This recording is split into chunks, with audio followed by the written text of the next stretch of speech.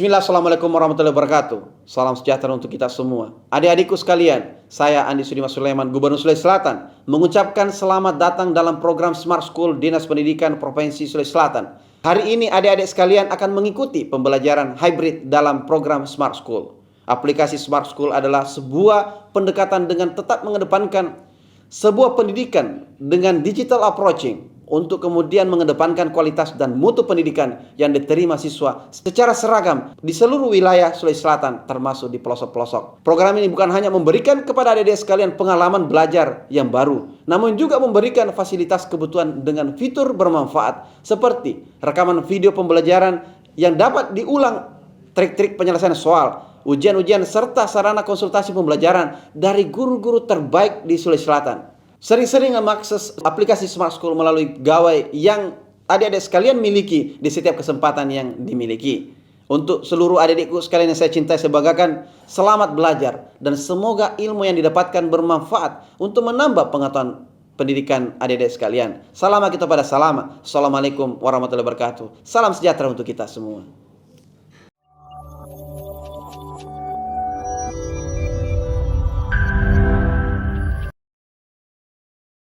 Assalamualaikum warahmatullahi wabarakatuh. Alhamdulillahirabbil alamin. Allahumma shalli ala Muhammad wa ala ali Muhammad. Anak-anakku semua, berjumpa lagi dengan saya Bu Sarah Nur Latifah, dan hari ini kita akan membahas matematika, tapi bukan penalaran matematika, tapi lebih terkait dengan pengetahuan kuantitatif yang akan kalian temui nanti di soal TPS. Baiklah, langsung saja kita mulai pembahasan kita hari ini.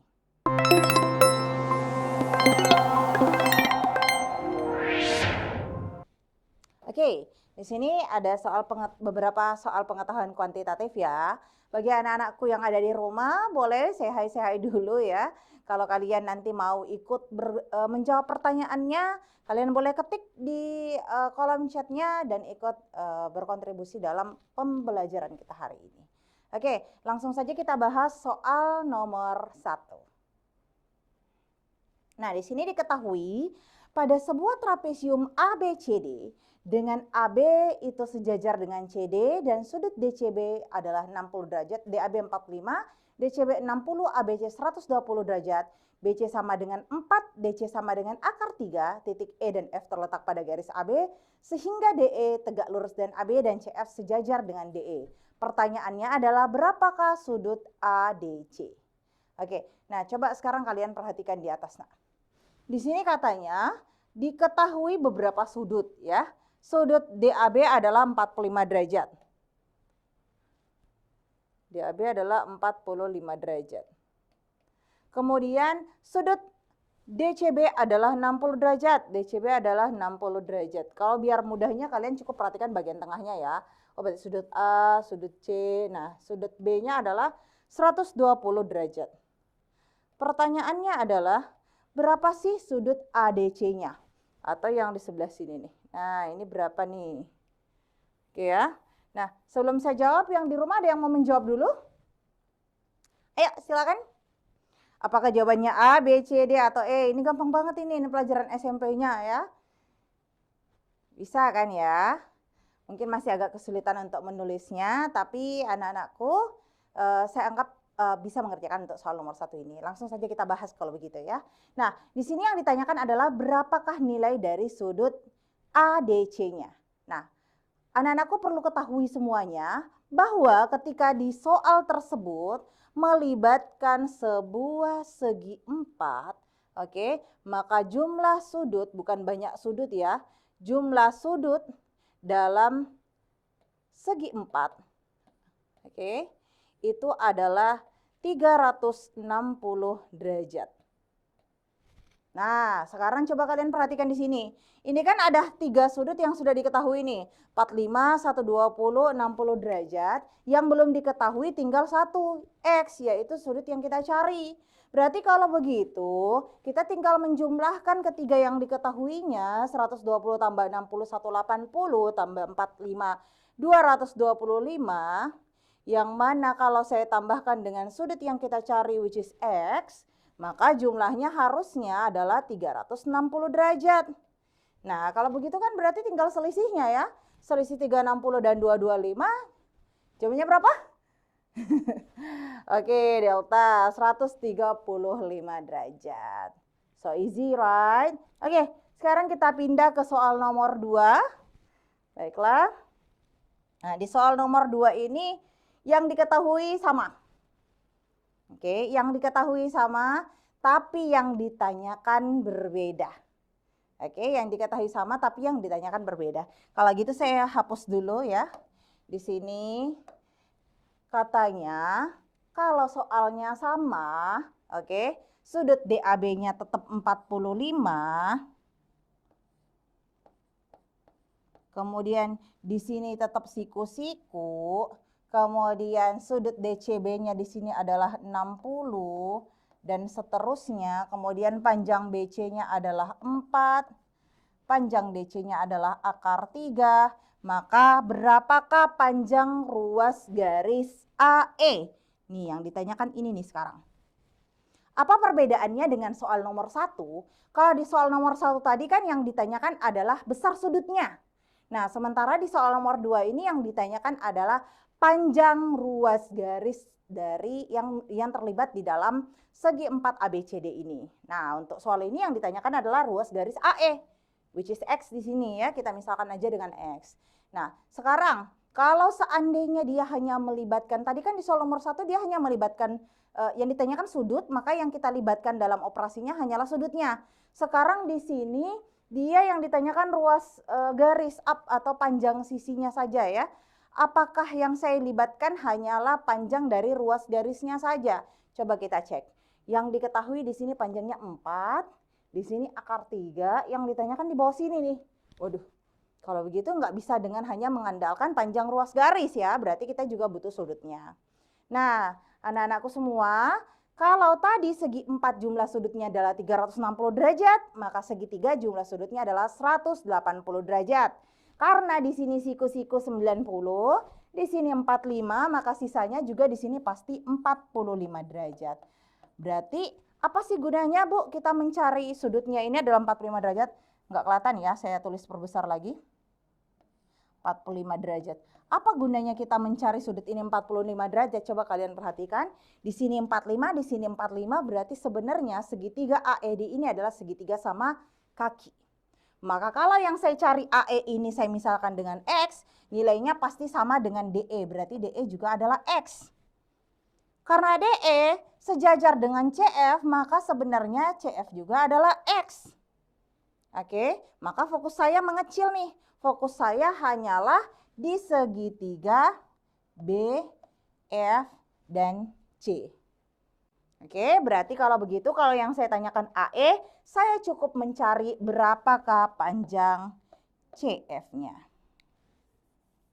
Oke, sekarang coba kita ke sini. Nah, di sini ada segitiga siku-siku.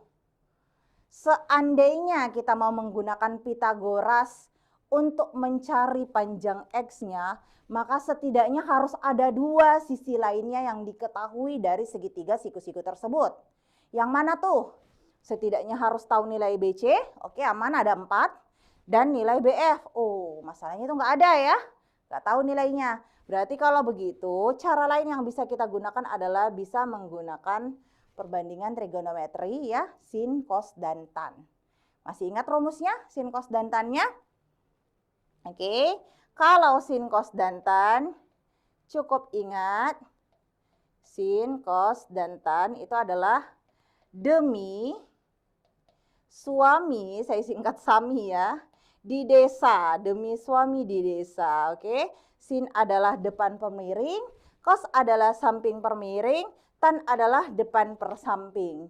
Kalau misalnya ini saya gambar ulang dulu deh segitiganya biar lebih memudahkan kita melihatnya ya. Di sini nilainya adalah X yang kita cari, di sini panjangnya adalah 4, sementara 60 derajat, di sini kan dia siku-siku ya, berarti sisanya pasti di sini adalah 30 derajat. Oke, manfaatkan demi suami di desanya ya. Oke, saya perbesar ya supaya kalian lebih mudah melihatnya. 30 derajat. Oke. Nah, di sini coba kalian lihat di sini, Nak. Yang diketahui adalah sisi miringnya. Oke. yang itu 4, dan juga sisi yang ada di sampingnya, yaitu X. Oke, maksud saya yang diketahui sisi miringnya dan yang ditanyakan adalah sisi yang di sampingnya. Karena dia melibatkan sisi samping dan sisi miring yang disingkat dengan SAMI, atau tadi Bu Sarah bilangnya suami ya. SAMI berarti yang kita gunakan itu adalah rumus cos. Apa itu? Cos 30 derajat yaitu 1/2 akar 3 sama saja dengan SAMI. Sampingnya adalah X, miringnya adalah 4. Kalau kedua ruas kita kali 4, berarti ini saya kali 4 supaya X-nya habis ya. Berarti di sini saya kali 4, 4-nya berarti habis, 4 bagi 4, 1. Di sini juga saya kali 4, 4 bagi 2, 2. Maka kita peroleh nilai X sama dengan 2 kali akar 3, yaitu 2 akar 3. Berarti jawabannya adalah delta ya. Berarti kalau X-nya 2 akar 3, CF 2 akar 3, pasti DE-nya juga 2 akar 3 dan AE-nya juga 2 akar 3. Sama saja, oke?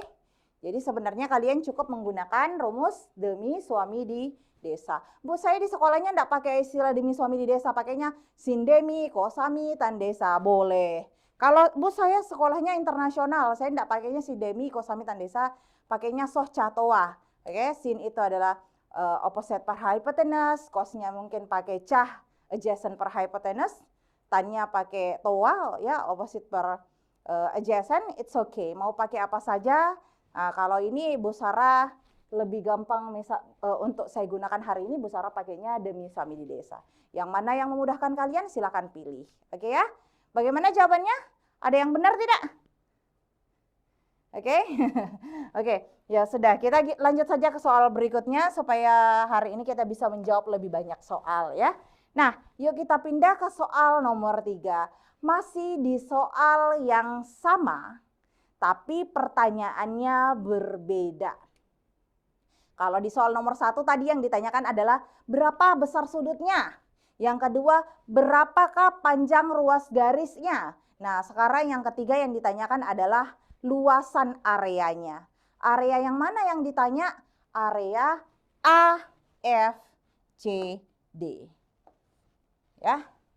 Nah, jadi soalnya sama yang diketahui, karena soal yang diketahui sama, pasti unsur-unsur yang kita dapatkan sebelumnya tentu bernilai sama. Oke, tadi nilai CF-nya kita sudah dapat, nilainya adalah 2 akar 3. Bisa ya. Kemudian DC-nya ada diketahui di soal, DC-nya adalah akar 3. Karena CF-nya sejajar dengan DE, maka DE-nya juga pasti 2 akar 3. Karena AED-nya ini segitiga sama kaki, maka AE-nya juga pasti 2 akar 3. Nah, yang ditanyakan di soal tadi apa nih? Carilah luas segi 4 AFCD. Oke, sebelum saya lanjut, silakan dicoba dicari dulu. Ayo, ada yang bisa dapat jawabannya? Ada yang bisa menghitung enggak nih? Bisa sih Bu, tapi butuh waktu ya. Kalau gitu kita mulai dulu startnya sama-sama ya, biar kalian enggak terlalu lama menghitungnya. Nah, pertama di sini adalah menggabungkan dua bangunan sebenarnya ya. Bangunan yang kiri adalah segitiga, misalkan dia adalah bangun 1. Kemudian bangun yang kedua adalah segi 4. Saya misalkan dengan bangun 2. Kalau yang diminta adalah luas segi 4 AFCD, oke, berarti sebenarnya yang diminta adalah luas pertama kita tambah dengan luas area yang kedua. Ini.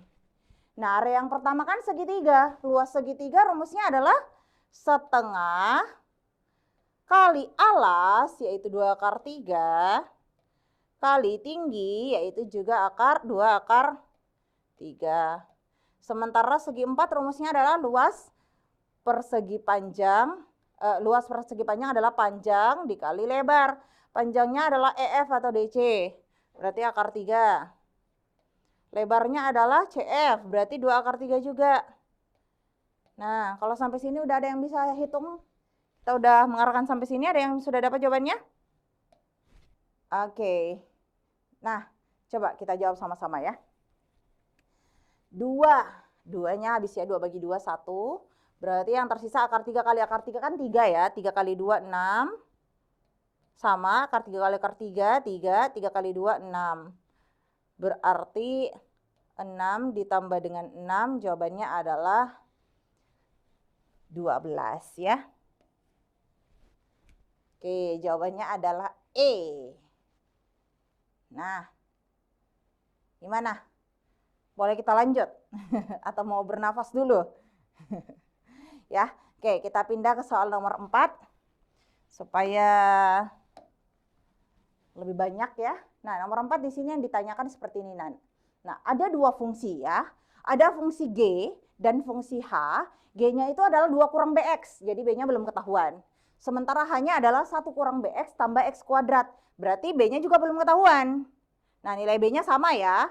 Nah, pertanyaannya gini. Kalau seandainya grafik yang pertama, yaitu grafik G ini, memotong sumbu X di titik 1,0, artinya kalau X-nya diganti 1, Y-nya bernilai 0 gitu. Maka pertanyaannya adalah, koordinat salah satu titik potong grafik fungsi G dan H adalah apa? Gitu ya. Jadi ada 2 ya di sini. Di sini kalau kita lihat secara sekilas, sebenarnya seperti ini. Ini grafik fungsi H, dia terbuka ke atas ya. Tahu dari mana dia terbuka ke atas? Karena koefisien A-nya adalah positif. Kemudian di sini grafik fungsi G bisa saja terbuka ke bawah, bisa saja turun, garisnya turun ke bawah, bisa saja garisnya turun ke atas. Karena di sini belum tahu nilai B-nya. Asumsikan saja seperti ini. Oke. Ini asumsi sementara ya. Jadi diketahui katanya garis G ini, garis G ini dia melalui titik 1,0. Jadi titik 1,0 ada di dalam garis ini. Titik 1,0 ada di dalam garis ini. Di sini ada titik 1,0. Artinya apa? Artinya kalau X-nya saya masukkan ke dalam fungsi G, maka nilai Y-nya akan menghasilkan nilai 0. Kalau gitu coba ganti X-nya di sini dengan 1, berarti B dikali 1, berarti menjadi 2 dikali B kali 1 ya tetap B ya. 2 dikurang B. Tadi kalau X-nya kita ganti 1, maka Y-nya bernilai 0. Maka dia menghasilkan G sama dengan 0. Pertanyaan Bu Sarah, 2 kurang berapa ya biar hasilnya 0? 2 kurang 2 tentu ya. Berarti nilai B-nya pasti adalah 2. Berarti ketemu nih. Berarti kalau gitu grafik fungsi Gx-nya adalah 2 dikurang, B-nya kita ganti 2, 2 dikurang 2X. Sementara grafik fungsi H-nya adalah, kita ganti B-nya juga menjadi 2, HX sama dengan 1 dikurang 2X ditambah X pangkat 2. Ini Ibu geser sedikit ya biar lebih terlihat ya. Fungsi G-nya tadi adalah 2 dikurang 2X. Nah, sekarang kan pertanyaannya seperti ini. Kita sudah ketemu fungsi G-nya, sudah ketemu fungsi H-nya. Yang ditanyakan adalah koordinat salah satu, cari satu aja titik potong antara grafik fungsi G dengan grafik fungsi H. Yang garis ini grafik fungsi G, yang kurva ini adalah grafik fungsi H. Pertanyaannya titik potongnya ini satu aja, itu berapa? Kalau titik potongnya itu yang ditanyakan, berarti pasti opsinya ini adalah pilihan untuk titik potong. Dengan kata lain, karena titik potongnya tersedia di opsi A sampai E, maka saya bisa mencoba mencari dengan mensubstitusikan mana saja sih titik-titik ini yang kalau saya masukkan ke fungsi G dan saya masukkan ke dalam fungsi H, nilainya memenuhi. Kenapa kedua-duanya, Bu? Karena yang ditanyakan adalah titik potong fungsi G dan H. Maka pasti jawabannya titik-titik tersebut yang menjadi jawabannya harus berada di fungsi G dan juga berada di dalam fungsi H-nya. Berarti kalau begitu saya bisa mencoba salah satunya saja. Saya bisa coba fungsi H-nya atau saya bisa coba fungsi G-nya. Kalau gitu kita jawab sama-sama ya. Nah, coba kalian lihat baik-baik di sini, Nak. Sebelum saya jawab, sebenarnya jawaban C D, dan E sudah otomatis salah. Kok bisa, Bu? Oke. Di sini di C, kalau X-nya 1 katanya nilainya min 2. Di D kalau X-nya 1, Y-nya 4. Di E kalau X-nya 1, Y-nya 9. Sementara di soal kan sudah diketahui, kalau X-nya itu 1 ada di fungsi G, maka nilai yang dihasilkan harusnya nilainya 0. Jadi nggak mungkin min 2, nggak mungkin 4, nggak mungkin 9. Berarti kan opsinya tinggal sedikit ya. Saya tinggal mencari apakah A atau B. Oke, mari kita cek kalau gitu, nak. Nah, kalau Bu Sarah lebih pilih mensubstitusikannya bukan di H, tapi substitusikannya di G. Sama saja kan? Nah, coba kita ganti X-nya min 1 di sini. Oke, kita ganti X-nya minus 1. Minus 1 kali minus 2 berarti positif 2. 2 ditambah 2 ya nilainya sama dengan 4. Betul sekali. Jawabannya adalah bravo. Applause dulu nih untuk semuanya ya. Jadi luar biasa anak-anakku semuanya. Jawabannya betul, jawabannya min 1,4. Semoga nanti pada satu ujian kalian juga bisa menjawabnya dengan mudah ya. Oke, kalau gitu langsung kita pindah ke soal berikutnya. Ke soal nomor 5. Oke, nah soal nomor 5 sengaja Bu Sarah memilih menggunakan fungsi yang sama untuk memudahkan kita. Ya di sini soal nomor 5 soalnya seperti ini.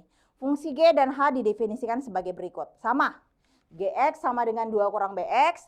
Hx sama dengan 1 kurang Bx tambah X square. Kemudian diketahui fungsi G juga memotong di titik 1,0. Tapi yang ditanyakan berbeda. Yang ditanyakan bukan titik potongnya. Yang ditanyakan hasil integral dari grafik G dikurangi dengan grafik H. Berarti grafik si garis dikurangi dengan grafik si parabola. Kemudian diintegralkan. Nah, kalau sebelumnya, walaupun nih kita kan sudah tahu ya nilai B itu adalah 2. Tapi sebenarnya tidak ada masalah. Tidak tahu pun nilai B, kita tetap bisa mencari jawaban dari soal nomor 5. Ya dengan cara mencari nilai B. Tidak ya? Oke, tidak perlu mencari nilai B. Kenapa tidak perlu mencari nilai B, Bu? Gitu. Coba kalian lihat di sini. Yang ditanyakan adalah grafik G dikurang grafik H. Di grafik G, B-nya itu ada di dalam min Bx. Grafik H juga, B-nya juga ada di dalam min Bx. Nah kan kalau min Bx kurang min Bx nanti 0. Berarti kalau gitu saya tidak perlu mempedulikan nilai B-nya. Langsung saja kita kurangkan. Grafiknya 2 dikurang 1, 1 dikurang 2 kurang 1, 1 dikurang X pangkat 2. Berarti yang mau kita integralkan adalah 1 dikurang X pangkat 2 dx. Ini saja yang mau diintegralkan ya. Oke, masih pada ingat kan integral itu gimana cara mengerjakannya? Jawabannya mana nih? Ayo. Integral A, B, C, D, atau E? Oke, sekarang kita coba integralkan. Integral itu kan ketika saya mengintegralkan ini just in case ada yang lupa saja ya. Ini kalau saya mengintegralkan itu kan sebenarnya, saya cukup menambah pangkat dari variabel yang saya integralkan. Di sini kan X yang saya integralkan berarti pangkatnya saya tambah dengan 1. Kemudian apapun pangkatnya itu nanti juga yang akan menjadi pembaginya atau penyebutnya. Sorry, integralnya sudah nggak ada ya. Ditambah dengan C. Berarti kalau begitu, ini karena nggak punya X, berarti karena kita integralkan, berarti dia X-nya jadi bertambah 1. Kemudian di sini X-nya pangkat 2, karena kita integralkan berarti pangkatnya bertambah 1, jadi 3. Dibagi dengan penyebutnya yang baru, bagi 3. Ditambah dengan C, selesai. Jawabannya adalah Charlie. Oke? Nggak sama, Bu? Sama kok ya. Ini cuma ditukar. Ini adalah min 1/3 X pangkat 3 ditambah dengan X. Ditukar ya. Jadi penjumlahan itu dia bersifat komutatif. Bisa dibolak-balik. Oke, keren semua anak-anakku ya. Nah, kita lanjut ke nomor 6. Oke. Nah, soal nomor 6. Masih dengan model soal yang sama, tapi ini agak lebih challenging. Yang ditanyakan adalah luasan daerahnya. Oke, di nomor 6 yang ditanyakan adalah carilah luas daerah yang dibatasi oleh grafik fungsi G dan grafik fungsi H. Oke. Tadi kan kita sudah tahu ya, bahwa fungsi G-nya itu adalah garis, sementara fungsi H-nya itu adalah parabola. Bu, tapi kan saya nggak tahu garisnya turun ke bawah, ataukah garisnya itu naik ke atas. Ya nggak apa-apa, nggak ada masalah, anggap saja seperti ini. Yang penting kalian tahu bahwa garisnya yang berada di bagian atas. Berarti dengan kata lain, kalau saya mau mencari luas daerah ini, itu sama saja dengan integral dari grafik yang berada di bagian atas. Yang di atas ini kan adalah grafik garis GX. Oke, dikurangi dengan grafik yang ada di bawah. Nah, yang di bawah ini kan adalah grafik fungsi HX. Sudah, berarti kalau yang diminta adalah integral luasannya, berarti luasnya adalah integral dari grafik GX dikurang HX. Tadi kan kita udah hitung ya. GX-nya 2 kurang BX, dikurang HX-nya 1 kurang BX tambah X kuadrat, min BX kurang min BX 0 habis. 2 kurang 1, 1, dikurang dengan X pangkat 2. Nah, yang jadi permasalahan sekarang adalah karena batasnya tidak ada. Batasnya di sini belum ada. Oke. Nah, berapa sih sebenarnya batasnya antara HX dan GX ini? Nah, sebenarnya kita tadi dari soal nomor 4 sudah tahu ya bahwa salah satu titik potongnya itu adalah min 1,4. Tapi anggaplah kita belum tahu ya. Nah, kalaupun misalkan kita belum tahu, maka kita bisa dengan cara mencari dulu pembuat nol dari 1 kurang X kuadrat ini. 1 kurang X kuadrat, kalau saya cari pembuat nolnya, berarti saya sama dengan 0. Terus saya faktoriskan, ini kan nanti jadinya 1 tambah X. Maksud saya 1 kurang X dikali dengan 1 tambah X. Berarti kan nilai X-nya ada min 1 dan ada plus 1. Berarti batasnya adalah dari min 1 sampai plus 1. Sudah, tinggal kalian integralkan. Integralnya tadi adalah 1 tadi integralnya adalah X. X kuadrat tadi integralnya adalah X pangkat 3 per 3. Tinggal kasih batasan. Batasannya dari min 1 sampai 1. Sampai sini integral tentunya, tolong bantu berapa nilainya berarti?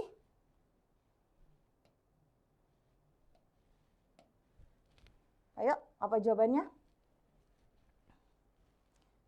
SMA 7 Bone C. SMA 4 Pare C. Wah, bagus ini. Diketik tulisan namanya ya, jadi Bu Sarah bisa membacanya. C, Bu, SMA 1 Jeneponto, SMA 3 Bulukumba C. Oh, Masya Allah. Bu Sarah nggak usah khawatir ini sama anak-anakku di Sulawesi Selatan ketika tes nanti ya.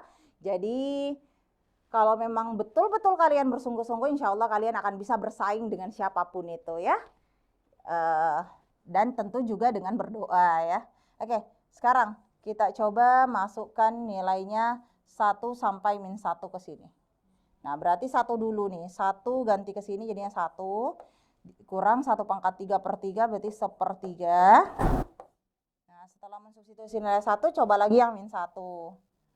Min 1 dikurangi min 1 pangkat 3 per 3 sama saja. Ya, min kali min jadi plus 1/3. Ini jadinya 1 kurang 1 ditambah 1 ya, sorry. Di sini min 1 nih. Nah, oke.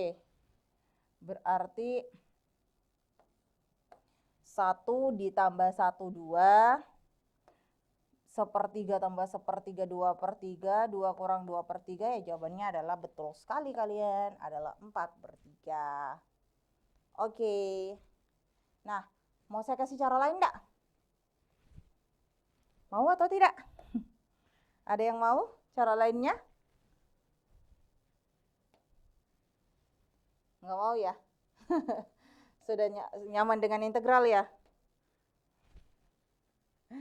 Oke, saya kasih cara lainnya ya, Ibu kasih cara lainnya. Nah, sekarang coba kalian perhatikan di sini. Sebenarnya, kalau misalkan ada soal seperti ini, selama dia itu mencari luasan dari parabola, anak-anakku perlu ketahui bahwa luas parabola itu ya, mau terbuka ke bawah, mau terbuka ke atas, intinya kalau dia parabola itu perbandingan antara, kalau saya membuat persegi atau segi empat yang mengelilingi parabola tersebut, maka luas daerah yang berada di dalam parabola ini itu adalah 2:1 dengan yang di luarnya.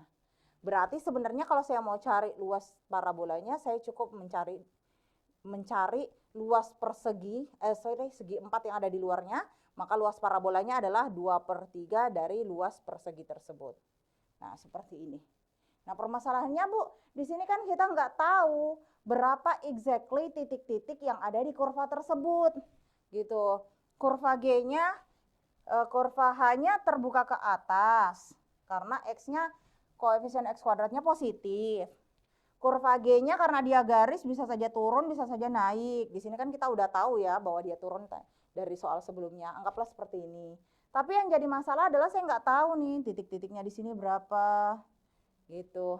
Berapa panjangnya ke kiri.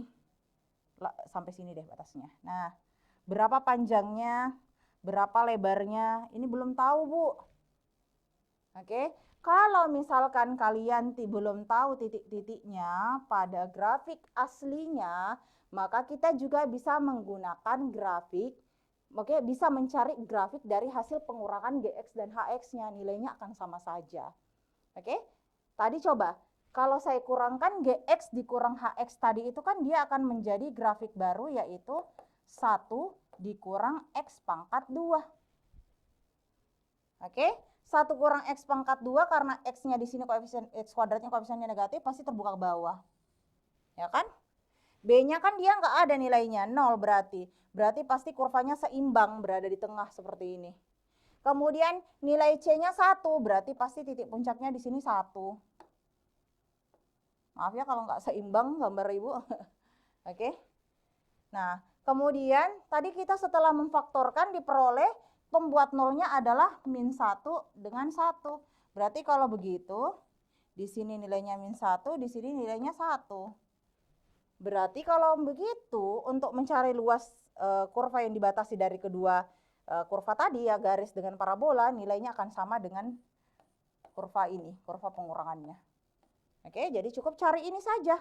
Ingat, luasannya tadi adalah 2/3 dari luas persegi yang mengelilinginya, segi empat yang mengelilinginya. Oke, segi empat yang mengelilinginya itu yang ini nih. Anggap aja balance ya. Nah, seperti ini. Oke, jadi panjangnya dari -1 ke 1, 2. Sementara lebarnya adalah 1. Berarti luasnya adalah 2/3 dikali panjangnya 2, lebarnya 1. 2 kali 2 kali 1 bagi 3 ya 4/3.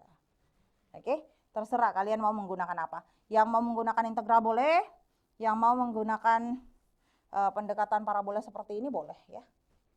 Sama saja. Oke, selesai nomor 6-nya.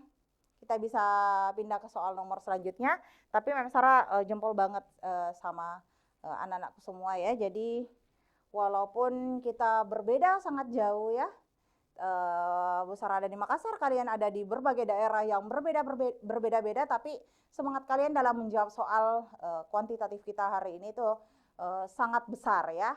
Jadi Mem Sarah doakan kalian semua bisa lulus di universitas yang kalian inginkan ya. Oke, langsung saja Nak, kita pindah ke soal berikutnya. Pindah ke soal nomor 7. Nah, soal nomor 7 di sini ini hanya soal bilangan bulat. Oke, jadi insya Allah mudah kok. Nah, di sini ada di nomor 7 diketahui manakah pasangan bilangan bulat A dan B yang memenuhi, yang memenuhi A dikurang 2 dikali B ditambah A nilainya kecil dari 10. Oke, mana katanya di antara opsi 1, 2, 3, 4. Jadi anak-anakku semuanya, di soal ujian kalian itu tidak melulu pilihannya hanya ada satu. A saja, B saja, C saja, D saja, atau E saja. Ada juga contoh soal yang seperti ini. Jadi pilihannya bisa lebih dari satu. Nah kalau begitu triknya seperti ini. Untuk soal seperti ini, triknya seperti ini. Coba kalian perhatikan dulu opsinya. Opsinya, di mana ada angka 1 selalu ada angka 3. Di B juga ada 1, ada 3. Di E ada 3 ya ada 1. Berarti mudahnya untuk menjawab model soal seperti ini adalah kalian cukup cek 1 atau cek 3. Kalau 1 benar, 3 pasti benar. Kalau 3 benar, 1 pasti benar. Oke, sekarang di sini Bu Sarah mau pilih angka yang lebih sedikit mudah menghitungnya. Oke, biar lebih mudah menghitungnya. Saya pilih yang opsi yang ketiga, 5 dan 4. Artinya A-nya adalah 5, B-nya adalah 4. Yuk coba masukkan ke sini, memenuhi enggak? A-nya adalah 5 dikurang, B-nya adalah 4. 2 kali 4 ditambah 5. Betulkah nilainya kecil dari 10? 5 tambah 5, 10 dikurang 8 adalah 2. 2 betul kecil dari 10? Betul ya. Berarti 3 pasti benar, 1 juga pasti benar. Berarti yang tidak ada 3 dan 1-nya pasti salah. Jadi kita harus bekerja cerdas ya. Nggak perlu dikerjain semua. Nah, terus yang berikutnya apa yang bagus kita cek? Yang bagus kita cek adalah nomor 4. Kalau 4 benar berarti jawabannya E. Nah, kalau 4 salah baru kita coba lagi cek yang nomor 2-nya. Coba cek nomor 4 dulu ya. Nomor 4. Nomor 4 di sini adalah 3,1. Berarti kalau A-nya diganti 3, B-nya diganti nilai 1. A-nya kita ganti 3, dikurang 2 kali 1 tambah 3. Benar enggak nilainya kecil dari 10? Benar ya. 3 tambah 3, 6, 6 kurang 2, 4, 4 kecil dari 10. Maka poin 4 juga benar. Satu-satunya yang ada 4-nya adalah E. Berarti jawabannya adalah E. Oke, berarti kita selesai 7 nomor ya. Lumayan ya, lumayan banyak yang bisa kita bahas. Adakah kesulitan sampai sejauh ini? Atau kita siap pindah ke soal berikutnya? Aman ya? Ya, pindah ke soal berikutnya, Nak. Nah, nomor 8. Modelnya sama, 1, 2, 3, 4 juga, tapi jenis soalnya berbeda. Oke? Nah, nomor 8 ini soal apa? Coba. Jika kurva Y adalah fx diperoleh dari menggeser kurva G gx 1 kurang x kuadrat sejauh 3 satuan ke atas, 1 satuan ke kanan, manakah pernyataan berikut yang benar? Oke, coba kalian perhatikan, Nak. Katanya kurva G kalau digeser 3 satuan ke atas, 1 satuan ke kanan, maka dia akan menjadi kurva F. Oke, ilustrasi gambarnya begini nih. Ini kurva G itu kan koefisien X kuadratnya minus ya, berarti pasti kurvanya terbuka ke bawah. Oke, koefisien X kuadratnya minus, berarti kurva G itu terbuka ke bawah seperti ini. Ini adalah kurva G. Nah, katanya kalau kurva G kita geser 3 satuan ke atas, 1 satuan ke kanan, jadi geser 1 ke kanan, kemudian geser 3 ke atas, maka akan membentuk kurva baru yaitu kurva fx. Pertanyaannya adalah, bukan carilah fx-nya berapa, tapi mana di antara titik-titik ini atau syarat-syarat ini yang memenuhi ketentuan yang terkait dengan fungsi fx. Berarti kalau begitu kan saya tetap harus cari fx dulu ya. Oke, kita harus tetap cari fx dulu ya. Oke, ini soal apa, Nak? Soal matematika, betul. Soal transformasi, yaitu translasi, penggeseran ya. Kalian bisa menggunakan rumus translasi kalian, tapi di sini Bu Sarah nggak mau menggunakan itu ya, untuk lebih memudahkan kita pakai logika aja seperti ini. Coba kalian pikir baik-baik ya. Katanya seperti ini, ada fungsi gx. Fungsi gx-nya itu adalah 1 dikurang x pangkat 2. Kalau fungsi gx-nya ini kita geser tadi 3 satuan ke atas, berarti y-nya tambah 3. 1 satuan ke kanan, berarti x-nya tambah 1. Maka akan terbentuk fungsi baru, yaitu fx.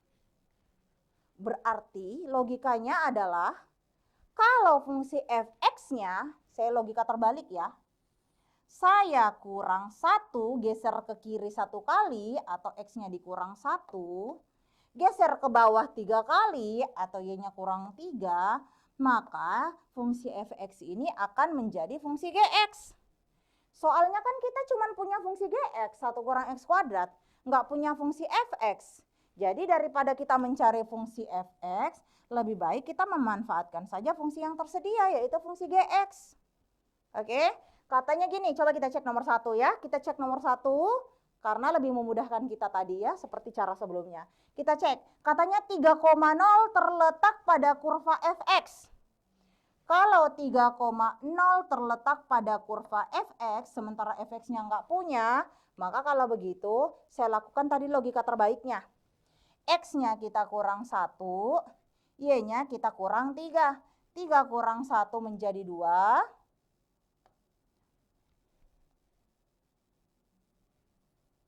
3 kurang 1 menjadi 2, 0 dikurang 3 menjadi minus 3. Oke, kalau fungsi titik 3,0-nya ada di fx, maka harusnya titik 2,-3 ada di gx. Coba kita cek, benar enggak? Kalau x-nya 2, y-nya min 3. X ganti 2, 2 pangkat 2, 4. 1 kurang 4, minus 3. Ternyata benar. Kalau x-nya ganti 2, dapat y-nya minus 3. Berarti jawaban 1 pasti benar. Karena 1 benar, 3 juga pasti benar. Maka yang nggak punya 1 dan 3 pasti salah. Oke? Caranya sama dengan yang tadi. Gimana? Setelah cek 1 dan 3, yang selanjutnya kita cek adalah poin yang keempat. Apa itu poin yang keempat? Kurva Y memotong sumbu X di 2 titik berbeda. Oke. Di sini karena nomor 1 tadi benar, maka nomor 3 sudah pasti benar. Apa yang informasi kita bisa dapatkan dari nomor 3? Informasinya adalah katanya puncaknya 1,4. Artinya fungsi fx ini, oke, saya sebelah sini ya. Fungsi fx ini berarti puncaknya ini berada di 1,4. Oke? Karena puncaknya berada di titik 1,4, maka pasti garisnya ini akan terus turun dan menyentuh sumbu X. Berarti dengan kata lain, kalau dia turun terus sampai menyentuh sumbu X, maka pasti akan ada 2 titik potong yang berbeda di sumbu X. Maka nomor 4 juga benar. Jadi jawabannya adalah error. Ya. Maafkan jilbab busara ya, menghapus jawabannya. Oke, sip. Selesai soal nomor 8 kita. Cek dulu masih ada waktu nggak nih? Oke, coba kita cek nomor 9. Nah, bisa nih. Ini nggak susah soalnya. Masih bisa 1 nomor lagi ya. Nah, jika diberikan input X sama dengan 7, manakah pernyataan berikut yang benar dengan menjalankan prosedur yang disajikan di diagram ini? Oke, jadi ini flowchart ya. Jadi katanya kita mulai dengan nilai X, nanti menghasilkan nilai Y. Kalau Y-nya genap kita ikut ke kanan, kalau Y-nya ganjil kita turun ke bawah, dan seterusnya sampai memperoleh nilai W. Pertanyaannya, model pertanyaannya sama dengan nomor 7 dan 8 tadi. 1 dan 3 pasti sepasang, kalau 1 benar 3 benar. Kalau 1 salah 3 salah. Selanjutnya metode yang sama. Oke, cek 1, 3, setelah itu cek nomor 4. Oke, langsung saja kita kerjakan ya. Nah, di sini katanya diberikan nilai X sama dengan 7. Berarti X-nya di sini diketahui nilainya adalah 7. Karena X-nya 7, maka Y-nya adalah 7 tambah 3, ya 10. 10 genap apa enggak? Genap dong ya. Iya, genap. Berarti kita ke kanan nih. Nah, ganti X-nya berarti tadi 7. 2 kali 7, 14. Y-nya tadi ketemu 10. 14 kurang 10, 4. Berarti Z-nya sama dengan 4. Nah, sekarang kita pindah ke sini. Apakah Z lebih kecil dari Y? Apakah 4 lebih kecil dari 10? Ya apa enggak? Ya, ya. Nah, kalau begitu berarti kita lanjut alurnya ke sini. Oh, Z-nya 4. 4 bagi 2 berarti 2. Berarti kalau begitu ketemu nilai W-nya sama dengan 2. Oke? Sudah, tinggal kita cek. W-nya bilangan prima. 2 bilangan prima apa bukan? Prima apa bukan? Prima ya, 1 benar 3 benar. Berarti sama dan tadi CD salah. Cek 4. 10 habis dibagi W, 10 habis nggak dibagi 2? Iya, benar juga ya. Berarti jawabannya sama dengan soal-soal sebelumnya. Ternyata jawabannya masih tetap E. Oke, anak-anakku semuanya, sampai di sini saja kayaknya ya pertemuan kita hari ini karena waktu membatasi kita. Insya Allah di pertemuan selanjutnya kita akan bertemu kembali dengan Mem Sarah. Kita akan membahas materi yang lainnya, bisa saja penalaran matematika atau bisa saja pengetahuan kuantitatif. Intinya anak-anakku semuanya, usaha itu tidak akan membohongi hasil ya. Jadi jangan berputus asa, kalian harus tetap berusaha dan juga jangan lupa berdoa. Mem Sarah juga doakan kalian semua, semoga kalian bisa lulus di tes nantinya dan bisa keterima di universitas yang kalian inginkan. Baiklah, Mem Sarah undur diri, mari kita tutup dengan mengucapkan Alhamdulillahi Rabbil Alamin. Assalamualaikum warahmatullahi wabarakatuh. Bye everyone.